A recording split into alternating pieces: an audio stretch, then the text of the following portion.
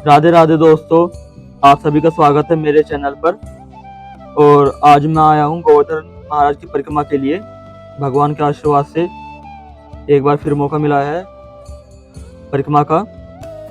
और कहा जाता है द्वापर युग में भगवान श्री कृष्ण ने ब्रजवासियों को इंद्र के प्रकोप से बचाने के लिए इसी गोवर्धन पर्वत को अपनी तर्जनी उंगली पर उठाया था। और इस गोवर्धन पर्वत को गिरिराज पर्वत भी कहा जाता है। और इस पर्वत की परिक्रमा मार्ग पर आपको राधा कुंड और बहुत सारे दर्शनीय स्थल भी देखने को मिलते हैं।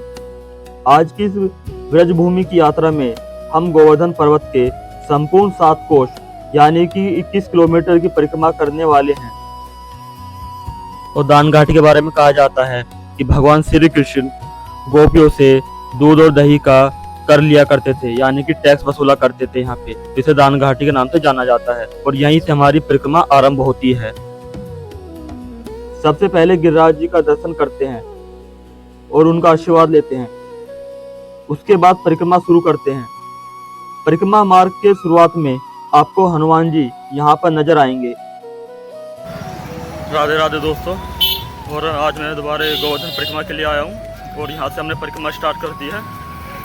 और आज मेरे बड़े भाई भी परिक्रमा में लगते हुए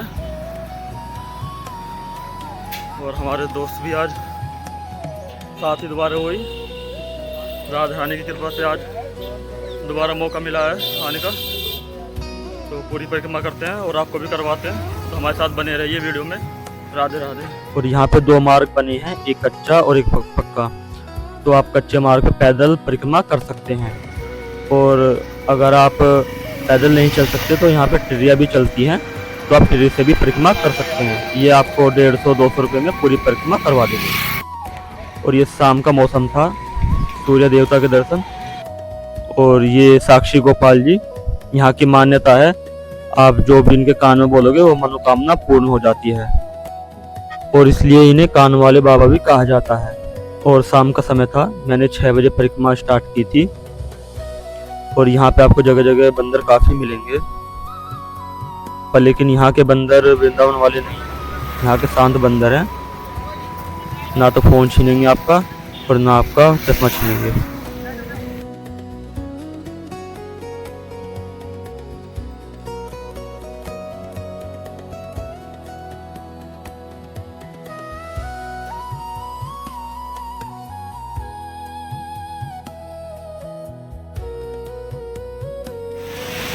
दोस्तों चलते चलते 1 घंटा हो गया है हमें, और अभी लगभग 5 किलोमीटर परिक्रमा की है हमने। और मौसम अब ठंडा सा भी हो गया है, शाम का वक्त हो गया है, लगभग 6 साढ़े 6 बज चुके हैं। अब परिक्रमा करने में काफ़ी आनंद आ रहा है। और जहाँ पे चल रहे हैं रेत भी ठंडा हो चुका है। तो गर्मियों के मौसम में तो परिक्रमा अधिकतर शाम को ही करें। मैंने भी 5:30 बजे स्टार्ट कर दी थी और अभी चल रहे हैं। आप आपको सारा दिखाएंगे, काफी सुहावना मौसम। और ये मंदिर है पूछरी का लोटा।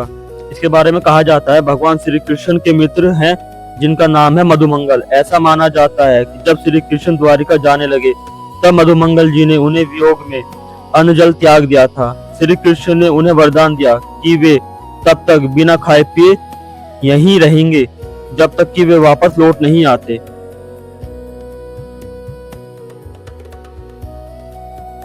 और ये परिक्रमा मार्ग में सत्यनारायण जी का मंदिर पड़ेगा, आप दर्शन कर सकते हैं। और यहाँ से फिर हम परिक्रमा के लिए चल दिए आगे। काफी शाम हो चुकी थी और आपको जगह जगह महाराज जी मिलेंगे जो दंडवत प्रणाम करते हैं। यहाँ पे बड़ी परिक्रमा हमारी समाप्त हो गई है और 5:30 बजे हमने परिक्रमा स्टार्ट की थी। अब टाइम हो गया है 8 बज गए। 2.5 घंटे में हमने यहाँ पे बड़ी परिक्रमा पूरी की और नॉर्मल स्पीड से। अब आप देख सकते हो यहाँ से यहाँ पे छोटी परिक्रमा मार्ग आरंभ होता है। अब यहाँ से छोटी परिक्रमा स्टार्ट करते हैं। और ये बड़ी परिक्रमा 11 किलोमीटर की है और ये छोटी परिक्रमा 10 किलोमीटर की है, पर लगभग सेम दोनों में समय लगता है। तो चलिए छोटी परिक्रमा आरंभ करते हैं। राधे राधे, जय गिरिराज महाराज। यहाँ से छोटी परिक्रमा आरंभ होती है। की जय, राधे। और अभी टाइम 9 बजे है। तो रात को परिक्रमा लगाते हुए थोड़ा सा रास्ते में अंधेरा है और आनंद काफ़ी है।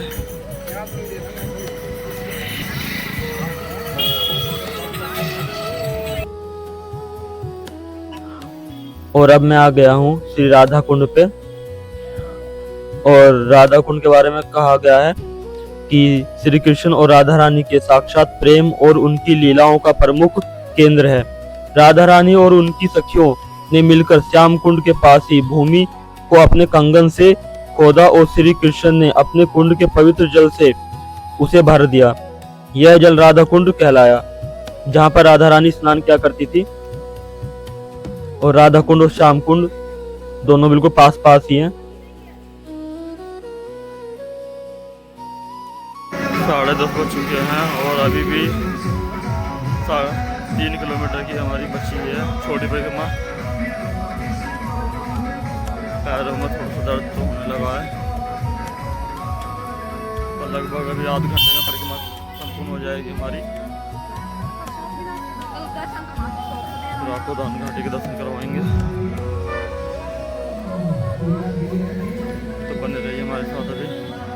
और यहाँ पे हमारी छोटी परिक्रमा पूर्ण होती हुई, यहाँ पे छोटी परिक्रमा पूर्ण हो जाती है। और यहाँ पे मानसी गंगा। और परिक्रमा संपूर्ण होने के बाद हम मानसी गंगा में आ गए थे। और मानसी गंगा को गंगा नदी के समान ही पवित्र और शुद्ध करने वाला माना जाता है, क्योंकि पौराणिक कथा के अनुसार कृष्ण के पालक माता पिता नंद और यशोदा पवित्र गंगा में स्नान करना चाहते थे, लेकिन ब्रज क्षेत्र छोड़ने को तैयार नहीं थे। उनकी इच्छा पूरी करने के लिए कृष्ण ने अपनी मानसिक शक्ति का प्रयोग करते हुए गंगा को गोवर्धन में लाया। तभी से यहाँ का नाम मानसी गंगा पड़ गया।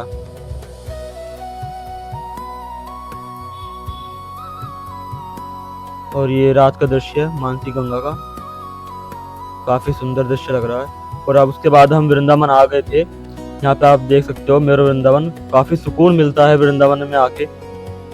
और यहाँ की हवा में भी एक अलग ही खुशबू होती है। और अब हम जा रहे थे महाराज जी के दर्शन के लिए। तो रात का समय था, 1 बज रहा था। और ये मार्ग आप देख सकते हो, प्रेम मंदिर वाला मार्ग है यहाँ का। उसी रोड पे हैं हम रात को। ये गुरु कृपालु धाम, जगत गुरु और ये प्रेम मंदिर।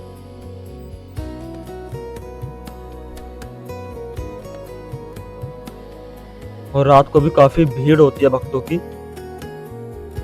और हम यहाँ पे ये महाराज जी का आश्रम बन रहा है पूरा। यहाँ पे बेसमेंट में ही एकांतिक वार्तालाप होता है। और हम उनके दर्शन के लिए चल रहे थे, जो सोबरी कुंड में सुबह को दर्शन होते हैं। टाइमिंग थी सुबह की 3 बजे से 4 बजे तक के लिए। हम यहाँ पे 2 बजे आ गए थे और काफी भीड़ थी। यहाँ पे भक्त लोग मच्छरदानी लगा लगा के सो रहे थे। आप देख सकते हो काफी भीड़ महाराज जी के दर्शनों के लिए। और यहाँ पे भक्त रात को 12 बजे से इंतजार करते हैं, वो मच्छरदानी लगा के यहीं पे विश्राम करते हैं। यहाँ पे सत्संग हो रहा था राधा रानी का।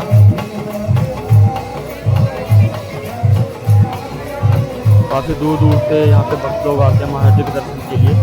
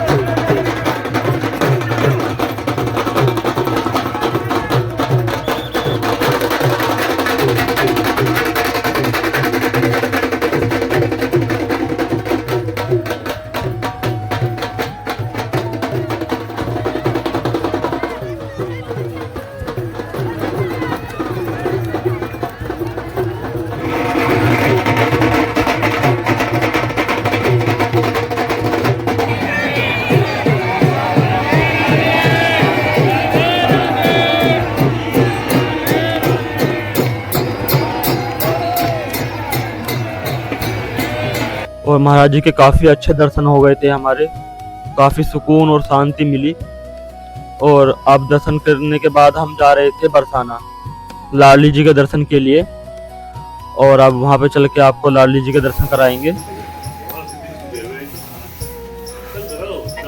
और बरसाना आ चुके हैं और यहाँ पे हम सीढ़ियाँ चढ़ रहे हैं।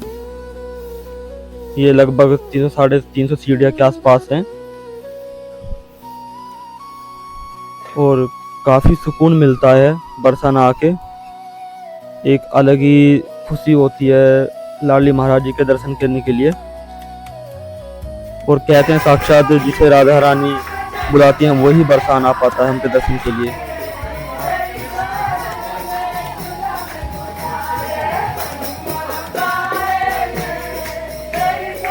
और मैं सुबह 6:30 बजे ही आ गया था दर्शनों के लिए। तो इस टाइम बाहर से कपाट बंद थे, जो कि आरती के लिए और भोग के लिए 1.5 घंटे के लिए बंद होते हैं।